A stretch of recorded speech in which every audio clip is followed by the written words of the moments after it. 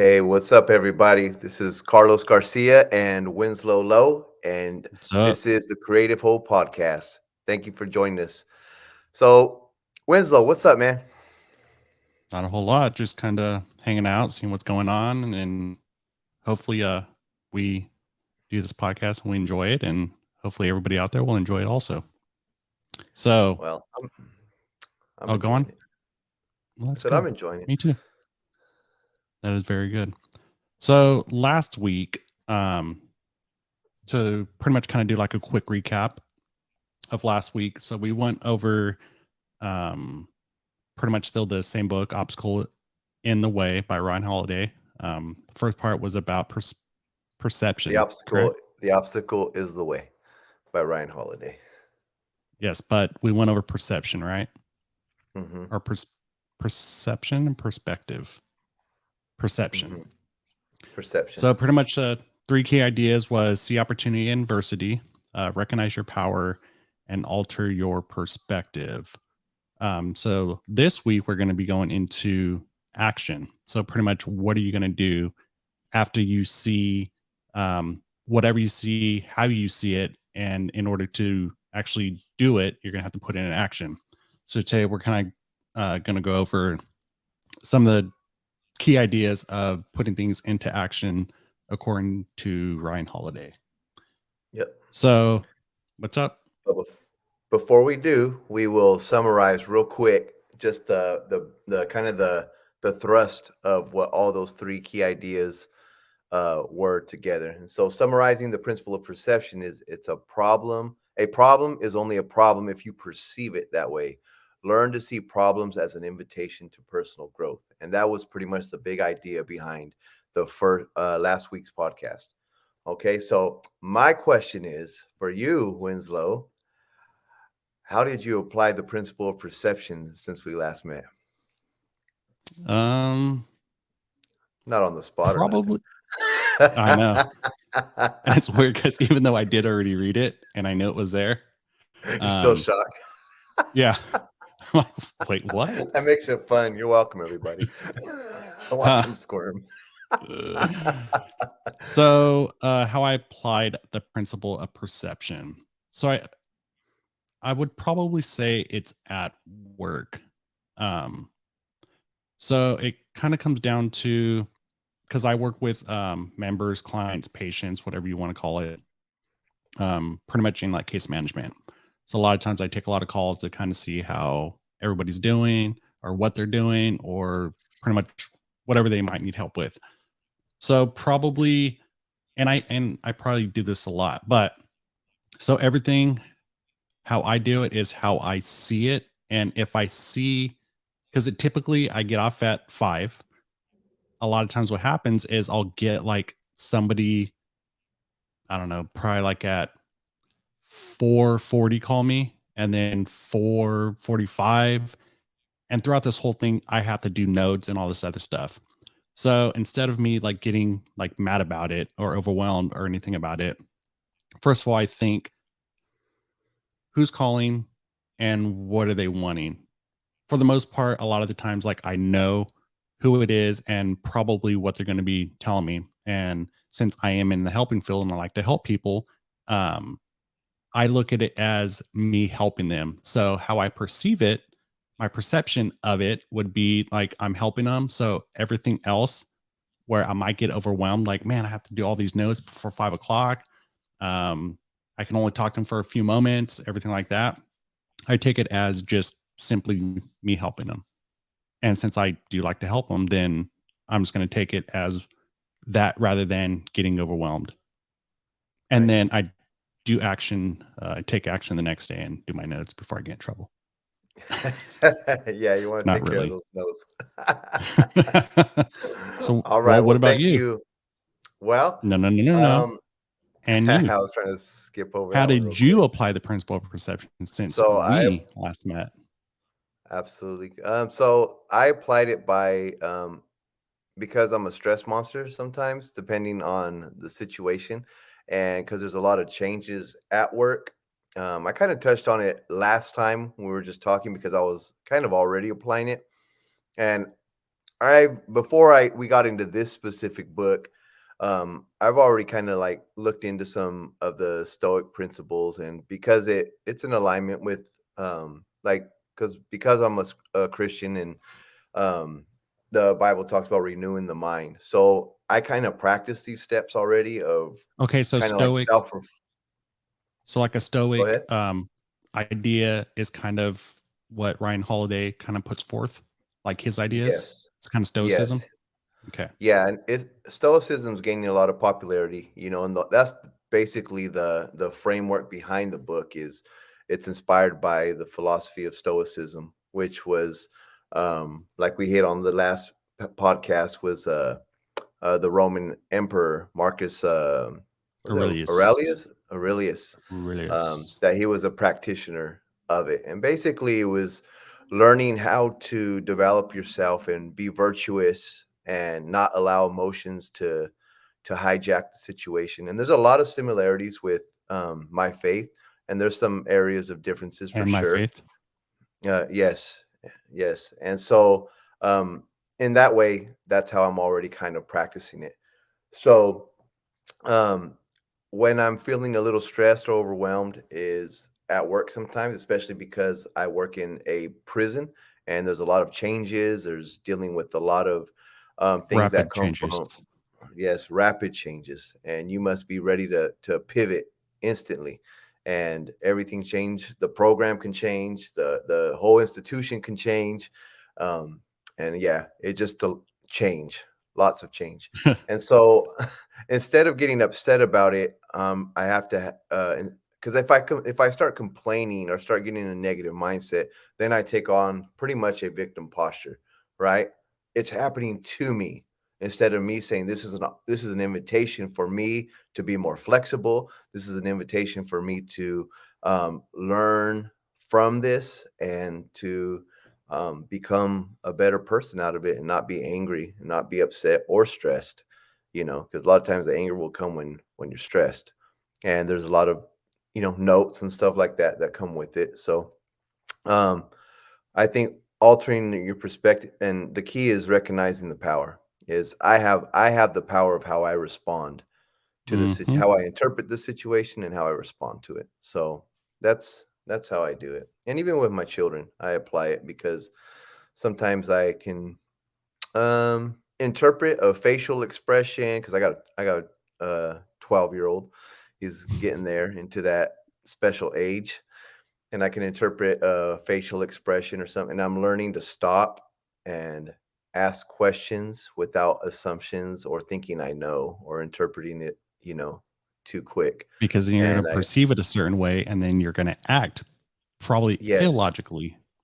yes, and I'm gonna approach him probably with a little bit of energy, in the way Yeah. I Bad energy. and yeah, yeah, not positive energy, and he's gonna feel that, and that doesn't help our relationship. And I definitely want to build our relationship as a father with his son. So catching those moments and learning to ask a question, learning to reflect, slow down, and realize that I do not have to react to the my initial thoughts of what I thought his little facial No. expression meant, and so things go better. And it's So that's easy to how go I'm down the applying it. rabbit hole of assumptions. Very easy, very easy. So, All right. uh, so now, after perception, now we have the key action or the key idea, which is action, and that's the power of discipline. Um, so pretty much within the power of discipline, it's pretty much like when you recognize the power you have in every situation, you defang daunting situations. So everything is how I see like defanging the situation is pretty much because if you do it in a certain way, then it might feel like you get bit. And Mhm. especially with getting bit, like the action that you probably need to take within a certain idea or a certain situation or whatever the case may be, like even if you going back to perceiving, even if you perceive it to have fangs, like you're less likely to maybe try to accomplish a certain goal or whatever the case may be. Definitely. It takes the power out of it, when when you empower yourself to see it differently, those fangs are just, you know, ripped right out. And I, It and I loses its definitely negative believe power. that you do have the power in every situation. Um, Yes.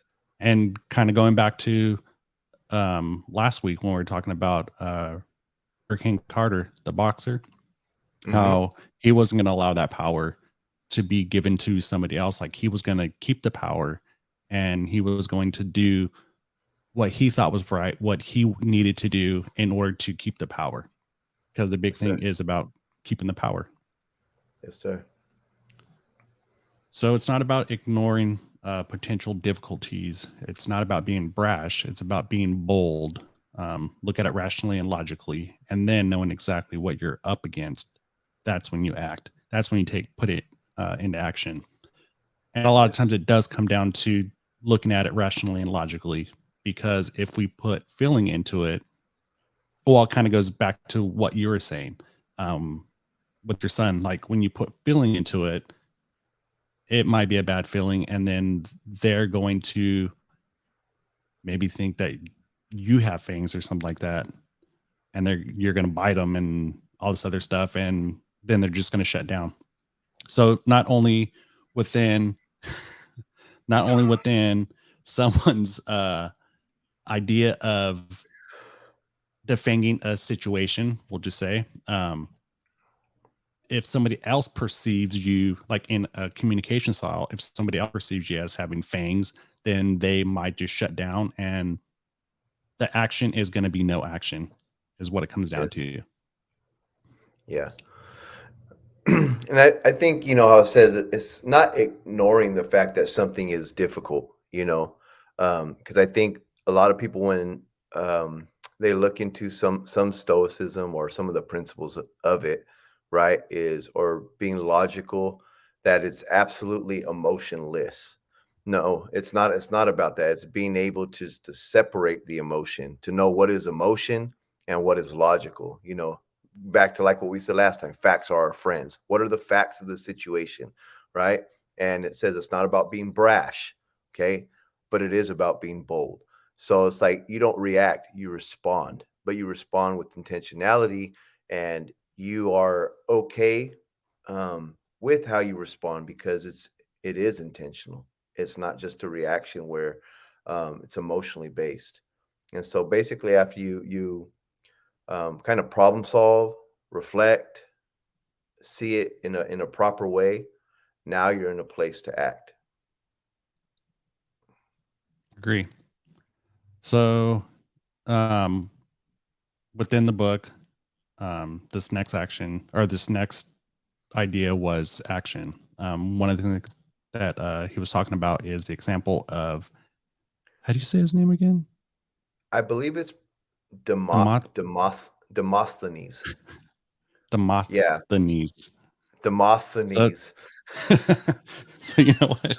With that being said, since it's a little hard to to pronounce, D or Demos Demosthenes, Demosthenes, Demosthenes. I believe that's Demosthenes. how it's said. So you know what? I'm gonna let you go and speak a little bit about Demosthenes All and right. what All Ryan right. Holiday. So Ryan Holiday gives this example of this man named Demosthenes. And so Demosthenes was the greatest orator of ancient Athens. But if you had met him in his early years, you had never predicted his future success. As a boy, he was a small, weak, effeminate, and sickly.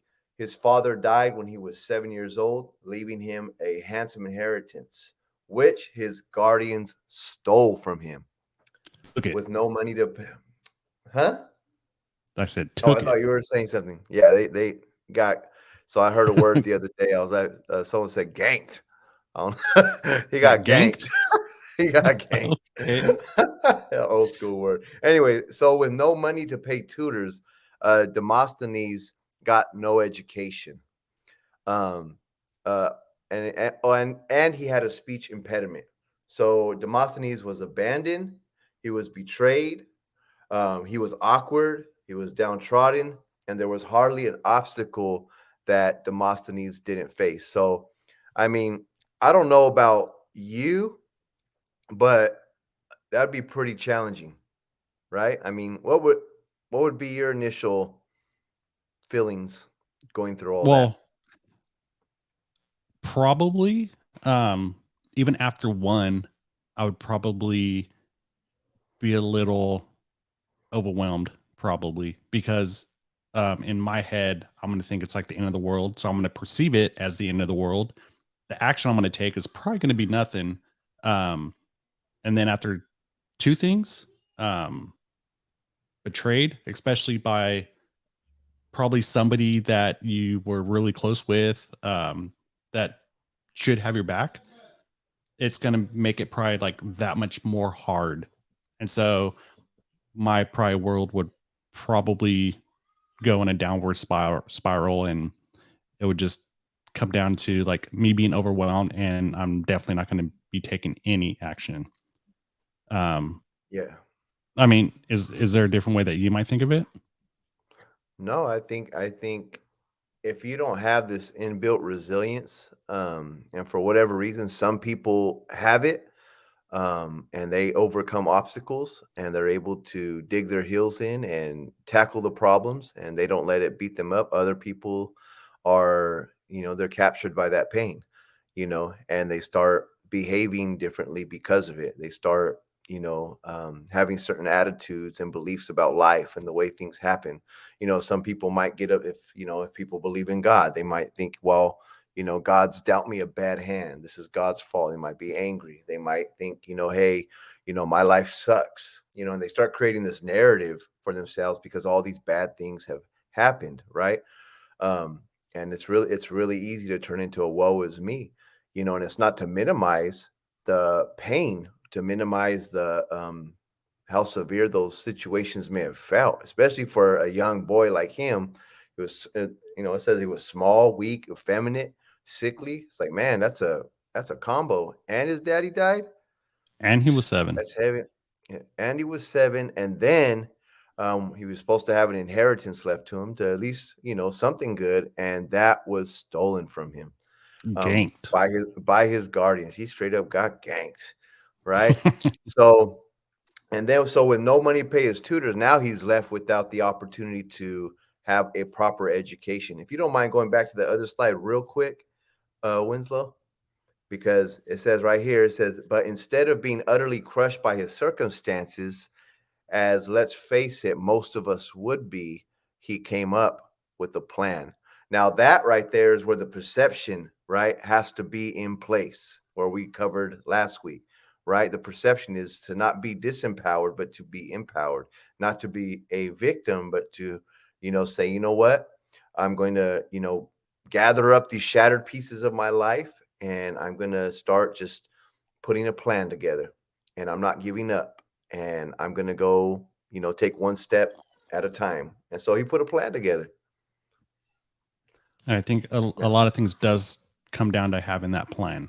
Um, but also, I think an important thing that you said just a little bit ago is about not not taken away from a situation, because if something is bad, then something is bad. So it's not taking it anything away from it. It's just recognizing it, um, and then having a plan for whatever the case may be, and in order for you to take that action, in order to do whatever you need to do for the betterment of yourself. Um, and just like Demosthenes, just like what he did, is it seemed as though he had a plan, and he started putting things in place. Um, Want to take And over? the plan that he didn't have a normal plan. It wasn't like, you know what, I'm gonna get up and I'm gonna go to school or something. No, it says to conquer his speech impediment, he recited speeches.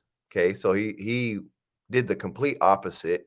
Besides allowing his insecurity to shut him up, he decided to start reciting whole speeches. He did this while running, while yelling into the wind, while his mouth was full of pebbles. That's some pretty extreme type of self-discipline there, right? And that's the point of what this action step is self-discipline. So he started cracking the whip on himself, and he said, you know what, I'm going to do what it takes to tackle these obstacles in my life. And this is pretty extreme. I've never, been that extreme to do those type of things. So he definitely had a made up mind and was And determined. it's definitely like something that you could probably overthink, I guess, on it. But having like a speech impediment, like what is everybody going to think? Um, I don't know nowadays, like, am I going to get bullied? Um, so especially having that maybe in the back of your head, but having the understanding, like, okay, so if I don't want that to happen, then I'm going to have to do this. And he probably took it to the next level. Definitely had that self-discipline, and self-discipline in and of itself is something that's hard. So along with everything else that he's going through, it would make it that much more hard, I would say. But I think he definitely had his self-discipline, even to, like I was saying, reciting speeches in one Hmm. breath. Like, I don't know how long the speech was or whatnot, but I mean, even a speech that's like 15, 20 seconds, like that's kind of a lot. Yeah, Like, it's or pretty even extreme. 5 seconds, 10 seconds. Like, I don't even know why I said 20 seconds, because 20 seconds seems like it would be like forever just with like Yeah, one breath. yeah, especially if he's running and stuff with pebbles in his mouth. Yeah. Now Unless it's free I pebbles, gotta be cereal. 100%. I gotta keep it 100 and be like, you know what? How is this practical to my life? Because that is a very rare type of person. Would you agree that that's a pretty rare type of person So are that's you gonna talking do about all that, like, are you talking about in this particular situation this of particular like situation? running with pebbles in his mouth? Um, are you I mean, talking he's about run like self-discipline in general No, I'm talking to about that this extreme? particular situation, that extreme. I don't I know mean, too many I don't, people. That don't mean they don't I don't exist, but there's very few people that I can say, "You know what, man? I mean, man, he makes Rocky look like a softie," you know? yeah. So like the big thing would be like, I guess my thought would be like, why would you run around with pebbles in your mouth? Like I don't I don't necessarily get that one, I but don't know the rationale, I but yeah. All right, but I guess so all in all, self-discipline is what it comes down self-discipline. to. That's the Yep. principle, right? All right. Then it says, here's what else he did. It says, in a room he'd built for himself underground, he studied the law, he practiced speeches, he refined arguments. He knew that studying so much would be hard. So let's see what the next one says. So he shaved half of his head so that he'd be too ashamed to appear in public. Now, if that's not setting up reinforcements for your commitments, I don't know what is. So like probably back then, I'm guessing that would probably be like a really, really big statement. Um, and so you wouldn't do it, I would say. Um, but nowadays I think I've probably seen like a few people that have shaved half of their head, and that's like a their statement. But I'm guessing back then it was a pretty big deal. Um, so like even knowing the whole thing of knowing is half the battle. So even knowing that, well, what if I don't continue on with this? Um, it's probably not going to help me at all with getting an education, getting that knowledge of whatever that you need. So he's like, okay, well, in order to do that, then I'm just going to, you know what? People will probably make fun of me if I do this. So I'm going to shave half my head so then I don't go out. So now I'm going to be even more disciplined, and I'm going to do exactly what people would make fun of me about. Not the speech impediment, Yeah. but I'm going to shave half my head. Yes. So then I don't Yeah. go out. I think the equivalent for us would be maybe like shaving off our eyebrows or something, and be like, "Well, I'm stuck in the house until these bad boys grow back, right?" So So, since I'm stuck in the and house, it forces me to stay focused on what I'm doing. but I think just like in general, like in a practical sense, I think it's good. Like if you know something about yourself, so the big one would be for me, that I would think about, or even just like in the past, or stories that I've heard or whatever, even with like addiction and stuff like that. So if somebody knows that they're addicted to, um, we'll go my example, like pills or something like that. The big thing would be like going to a dentist or something like that, and they're like, "Oh, well, we're going to prescribe you these pills right here because it's going to help you with the pain." And it's like, well, I know that there's a 50-50 chance of me getting addicted to them again. But by me knowing that, like I'm not even going to do it.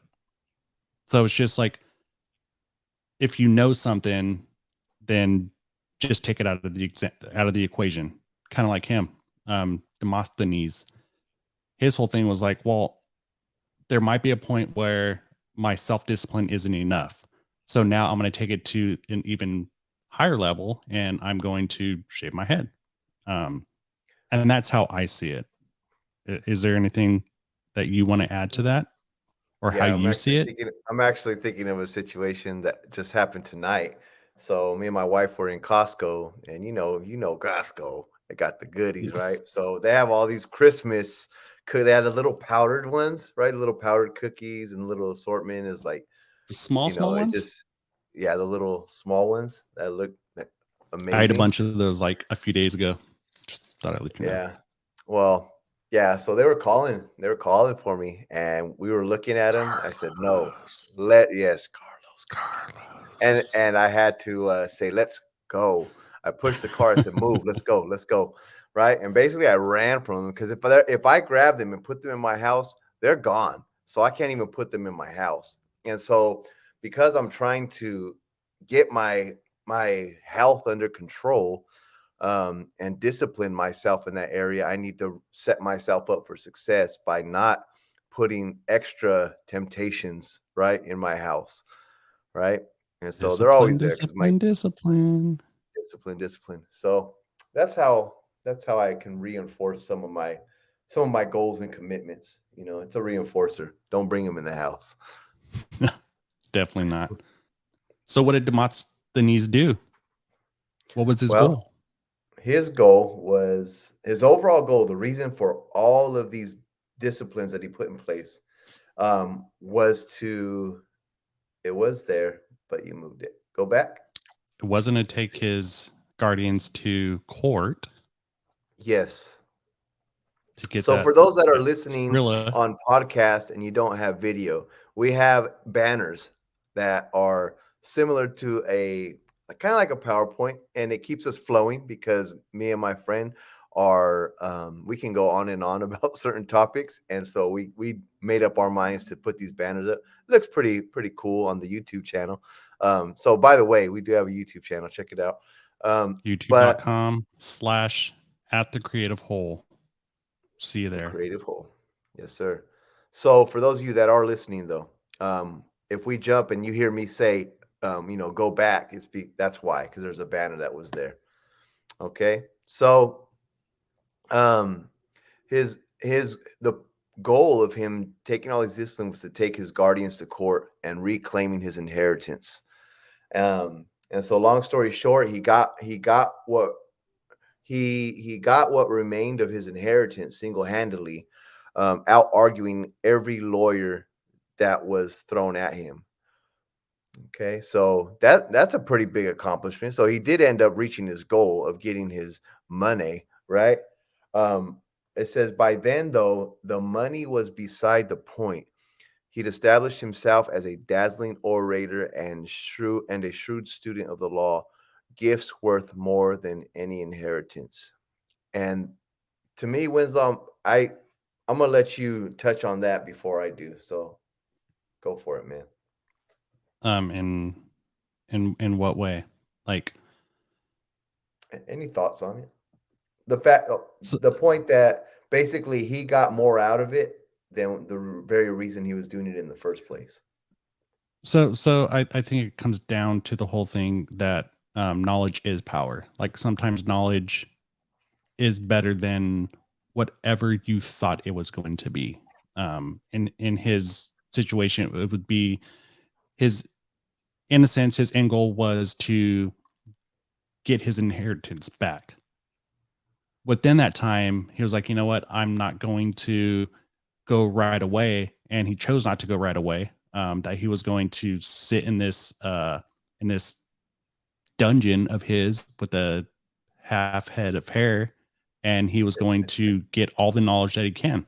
Um, so my big takeaway on this thing right here would be that the knowledge that he gained while he was looking up all this stuff, and I bet you a lot of it was law, to see exactly, and it's almost like a chess move. He was kind of going through, like, with whatever they were going to ask, that he was going to have a rebuttal for it.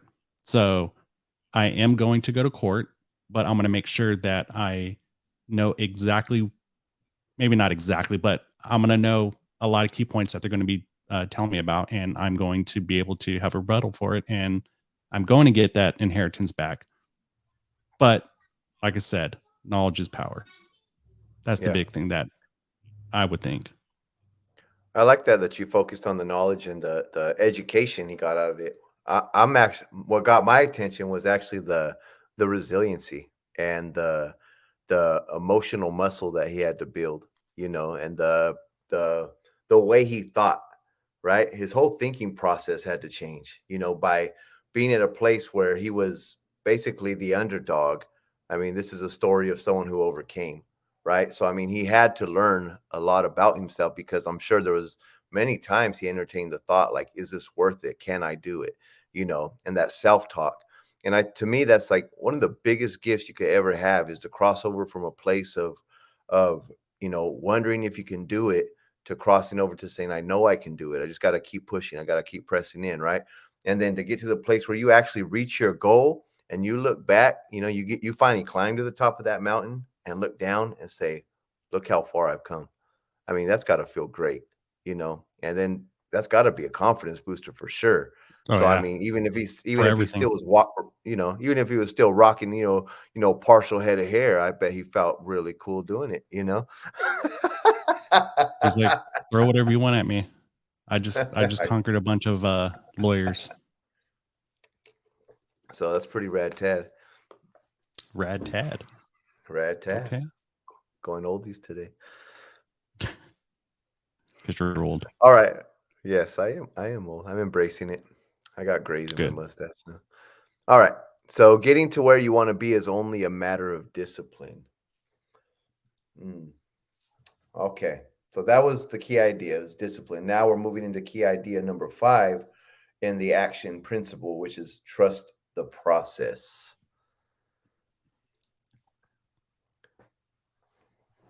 So let's take a moment and dissect the Demosthenes' process. Why does this guy have to have a crazy name? All right. So it says he had a big goal to reclaim his stolen inheritance, but he didn't immediately try to accomplish that goal.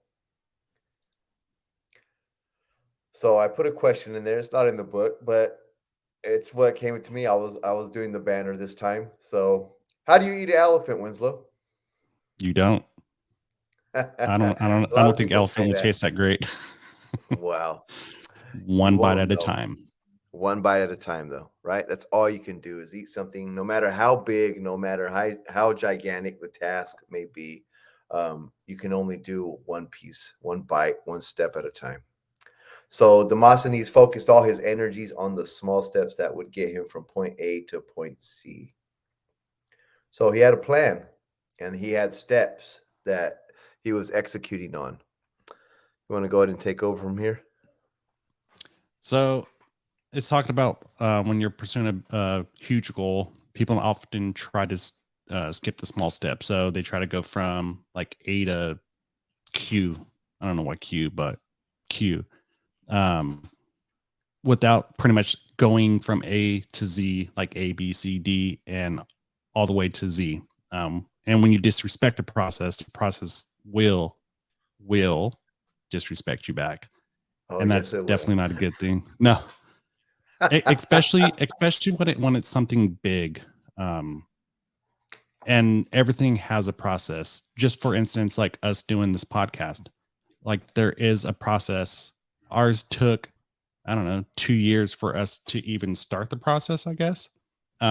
Because how, I don't know about for Carlos, but for me, it was going from A to Q, just because I not necessarily wanted to skip the small things. But I was already thinking, like, I don't know, we'll just say 5 years down the road, like what it could look like, what it should look like, even though not just hitting record and just going. Um, Yes. because within everything, then you're going to find the process, your flow, whatever the case may be. Sometimes you might have to pivot a little bit, but that's fine. Just pivot and go A, B, C, D, all the way to Z. Because at the very end, on the letter Z, everything's going to probably be a lot better than if I went from A to Q, because I'm skipping the small things and it goes back to how to eat an elephant one step at a One bite time. at a time. One bite at a I time. said one step. Yes, you Maybe you did. do go That's all steps. right. I don't know. You had to climb up his leg to start eating his back or something. That's fine.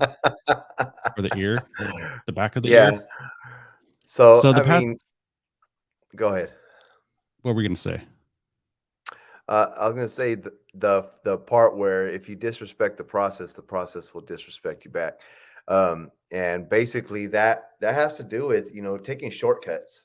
If you keep trying to take shortcuts or jump too fast, there's always going to be you're going to pay dumb taxes on it. You know what I mean? It's going to come back. It's like a rubber band that you stretch and it hits you back. You know, It's happened. and it stings and it hurts, right? So it is important to respect the process. And a lot of times we don't because we can imagine, like you were talking about the podcast, right? We went from thinking about starting it to a very mature podcast, a very even comparing it to some of the guys we like, because they're like obviously they have a good model or something, and so we're like, man, we want to at least look at those that are doing it the way we like it and let's shoot for it. And yet we know we have to go like through the ugly stage, right? We got to go through the ugly stage Ugly of stage. learning. Yeah, yeah, the ugly stage, And I got that from my friend David, because he has a YouTube channel. He's a pastor, but he does all of these other things, right? He paints, he does all kinds of stuff. But Talented, he talented. he talks very talented, but he talks about when he does paintings that every painting has to go through the ugly stage. And so, from an observer, someone who's watching who doesn't know what he sees in his mind, right? All they see is that doesn't look very nice, right? That's how are you going to do something with that? But he knows that he's going to continue just to keep painting, and it's part of the process. And I think that's part of respecting the process, that even doing our podcast, right, we have to go through the ugly stage. If you want to go to school, right, and say you want to get that degree, you're going to have to go through the ugly stage of going through the general ed, right, or the long ugly nights and of homework and it sucked, right, or facing some fears going to a new career path, or trying something you never did, or trying to be, just whatever it is.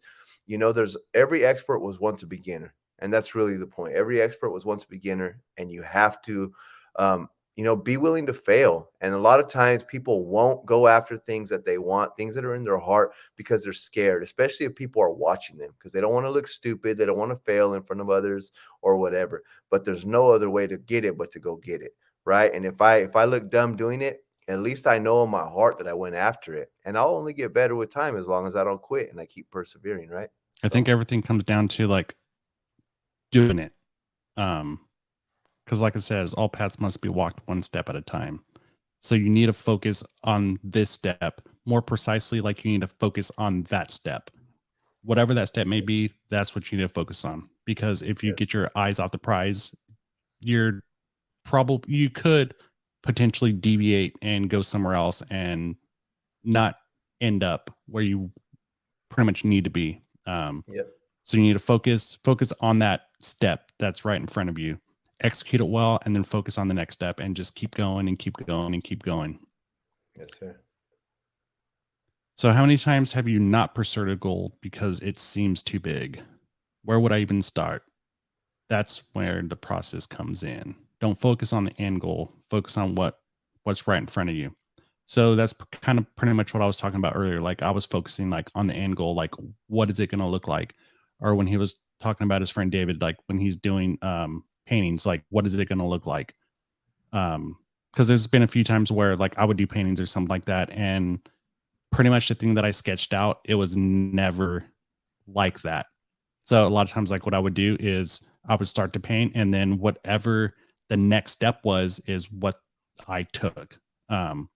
Even though it wasn't my original idea, but it still came out clean, still came out nice. But it wasn't the initial thing, which is fine. But the big thing is don't focus on the end goal, focus on the small steps, do that small step and execute that small step well. Whatever's right in front of you, that's what you're doing. So So accomplishing big accomplishing, goals, I got you. Accomplishing big goals is not about brilliance, superhuman strength, or lucky breaks. It's about taking one step after the other, completing one small task at a time. Trust the process. I like the right? whole thing about like completing one small task at a time. Even if it's like when we first started this podcast, like focusing on just getting on a call and seeing what it could be that we talk about.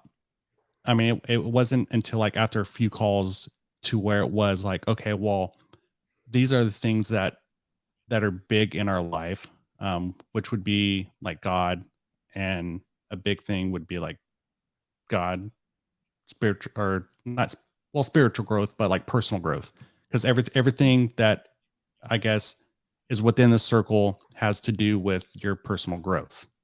Yes. Um, and it's taking all these small steps that we have taken to where we are right now, and all we're going to keep doing is going to the next step, to the next step, to the next step, and pivot if we have to a little bit in order to get to the next step. But what I know that we're going to do is that we're going to focus on the step that's in front of us rather than maybe how we used to think about it in, I don't know, like 2 years ago.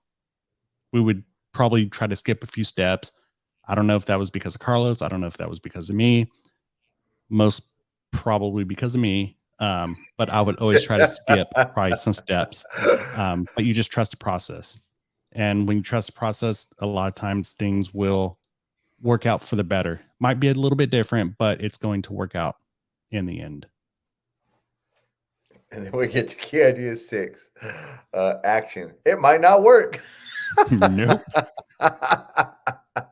so so in light of it, it'll work out in the end. Yet it might not it might not work up front, right? Whatever your goal is, and you actually may not accomplish your specific goal that you have, and sometimes it's not necessarily your fault. You did your part, right? You did the pieces, and some things are much more doable than others, depending what type of goal it is and how much um, risk is there to you not accomplishing it. When you leave it in the hands of like the economy or something like that, there's going to be things that you can't control, right? But Variables. once again, yeah, there's always going to be variables. And the main thing is to focus on what you can control. So, key idea number 6 is in action is it might not work. There's always a chance things won't go your way. But within That can be action, discouraging. a little bit. But I I'm, but I I don't think know it about you. comes I'm a down baby to the sometimes. but I think it all comes down to like your perception of the idea. So if you know action implies risk, so if something doesn't work out, like it might not be the idea that doesn't work out. It might just be the step or the process that you're using in order to try to make it work out. And so you just pivot. Yep. So like when you try to do everything that you've done, you pivot, and everything Can comes you down give an to like, example? Can you give an as example of in, the time you've had to pivot? so I guess it would probably be something with this podcast. So my big thing would be I would always jump steps, like I said, from A to Z or whatever the case may be. So the part where I would have to just pivot is I would have to get outside of my head and be like, okay, so what is the next practical step? Rather than what is the next step Winslow would take, it would be what would be the next practical step in whatever process that we would need to take. So it would be like trying to figure out the idea of the podcast rather than what is the podcast going to look like in 5 years. Because yes, it's okay for you to think about like what something is going to look like in 5 years, like having those goals and stuff like that, or having that year goal or whatever the case may be. But a lot of times it comes down to having the next step. And my big thing was I needed to pivot to practicality rather than what something is going to be like in the end. Yes, sir. You know, as you're talking about that, it made me think of we actually did have to do a pivot that people don't know. So our very first podcast, right? I had taken a picture just saying, "Hey, we're kicking off our first podcast," right? And we recorded it, and it was actually to start off with a Simon Sinek book, "Start with Why." And at first, it seemed like a really good idea, and Surface level, but great. yeah, on the surface level it was great, but then we realized that man, this is really getting into like organizations and some business and stuff like that. Um, and we had to have a conversation within ourselves and say, you know what? Is this within our wheelhouse? Is this something like I like business? I got a lot of books on business. I love reading about it. I hope on starting a business one day and all that good stuff. However, I'm not in the trenches of business. So it's not really, I kind of feel like an imposter to be talking about business that I'm not doing, right? It'd be different if I was actually in the middle of business. So But he also I, focuses like on a seems like on a Fortune 500 right. and bigger companies. Yeah, like consulting and stuff like that. So we realized that this book was not going the direction we necessarily thought. We were not able to dance with that book well. And so what do? We aborted mission quick. We did not release that podcast. And we say, you know what? What is within our wheelhouse that we won't get tired of, that we really like, and let's keep it real with ourselves. What are we like? Um, and what kind of books will keep our interest, right? And it made us think about that we have to do a little bit more homework on what topics we cover. And so coming with this book with Ryan Holiday's The Obstacle is the Way, we're like, this is on personal development. We love personal development. We practice it, and we talk about it. And so perfect. So we knew that this was in our wheelhouse. And so So that was a pivot the we had big to. thing is being prepared, willing to accept whatever happens and ready to move on. Pivot boldly with acceptance and eager to see what might happen next. And that's pretty much Yes. exactly what I would say me and Carlos did for sure. And there are no failures, only lessons. Don't let perceived failures define you. Let them refine you. So, like my big thing on like even the word failure. So the word failure is connected to whatever you place in your head. So it can be something bad or it could just be something. And that might sound like super general, super generic, but it might just be something. It's just something that didn't work. So if it doesn't work, then you pivot. You accept it and you pivot. And I think within all that, it comes down to like knowing yourself and pretty much being able just to accept it and move on. Just like what Carlos was saying, like surface level, start with why, perfect. But Simon Sinek, um, his business knowledge, I guess, superseded any inkling of what we had. So we had to think about like what were the big things, and the big things were God, and the other big thing was personal growth. And so that's what led us to, like he was saying, The Obstacle is the Way by Ryan Holiday, which so Yep. far I think it's going good. And I'm hoping that everybody has enjoyed what we have done thus far. So first one was perception. Second one is action. Next week will be will. So we'll go a little bit into will. So the next people or any new listeners, anything like that, if you want to check any of the other ones out on this one, action, or the first one, perception, you can always go on Anchor, look up The Creative Whole, or you could go on YouTube and look up youtube.com/at The Creative Whole, and you could Spotify. find, and Spotify, at The Creative Whole, and you could check out the previous ones that we did. So to end this off, Carlos, what would be a summary of what you got out of it? And I'm going to go with the elevator pitch style. But let's say this elevator is like, or this building's like 120 stories. So what would be your summary of it? I think it's just the summary is after you get your perception right, is you take action, um, and you gotta have a plan, and you gotta trust the process with the baby steps. Execute on the steps. Don't focus on the big picture. Execute on every step that's in front of you. And as long as you execute on that step, you will end up getting closer and closer towards that goal.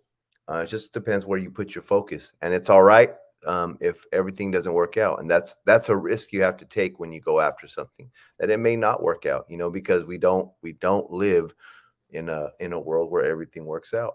So yeah, that's my quick little takeaway.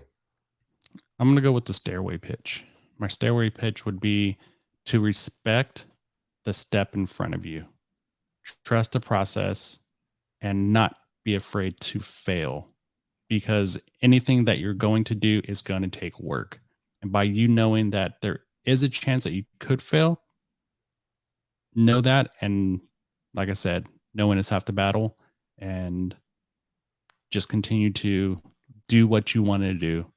And I feel that what is meant to be is going to be, meaning it might not be something that you first started off on, and it might end up to something way more beautiful than anything that you pretty much ever imagined.